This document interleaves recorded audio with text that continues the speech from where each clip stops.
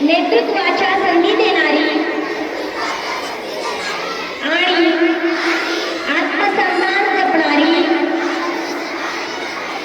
शाळा निर्माण करूया। आपण सारे मिळून अशी शाळा